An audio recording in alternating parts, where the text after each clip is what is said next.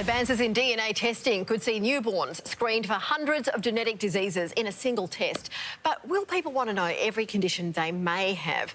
Dr. Glenn Bennett is Chief Medical Officer for GenePath, and Yolanda Shannon is an advocate for newborn testing and join us now. Thanks for your time, both of you. Glenn, I'm going to start with you. How does the technology work and how does it differ from current testing?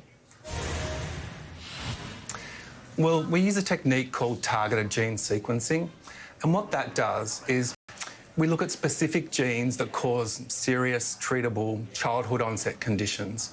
And we look at those genes and we try and find spelling mistakes in the genetic code. And the whole idea is if you can find those spelling mistakes early, before problems arise, then you can start treatment, which is potentially life-saving. And it's different to current testing technology because in newborn screening programs nowadays, they use a variety of tests, about 4 or 5 different tests to find about 27 conditions.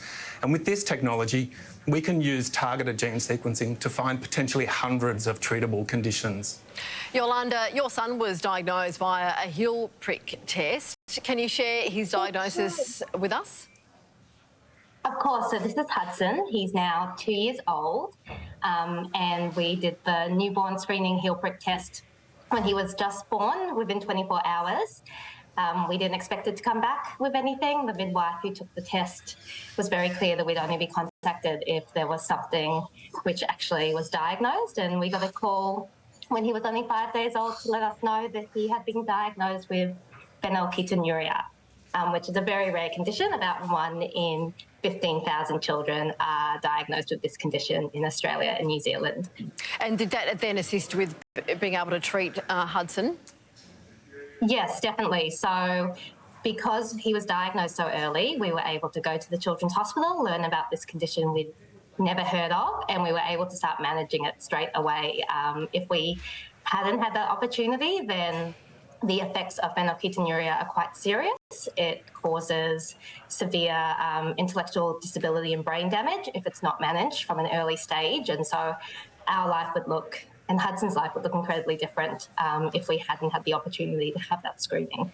Glenn, the heel prick test, as Yolanda has just explained, has been beneficial for Hudson. Are there ethical concerns with expanding the testing?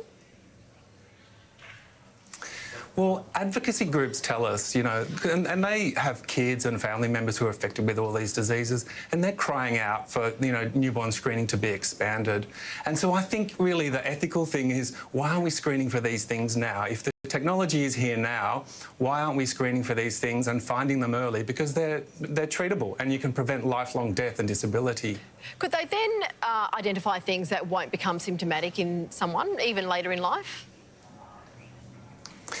That's the whole key with targeted gene sequencing. What you do is you look for conditions that you know are childhood onset and that have got treatment, and that if you start treatment early, it's going to make a difference to a child's life. So the whole key is, you know, finding these conditions and then targeting them and then looking just for those. So it's not a whole genome sequencing test which looks for every single gene that a child has.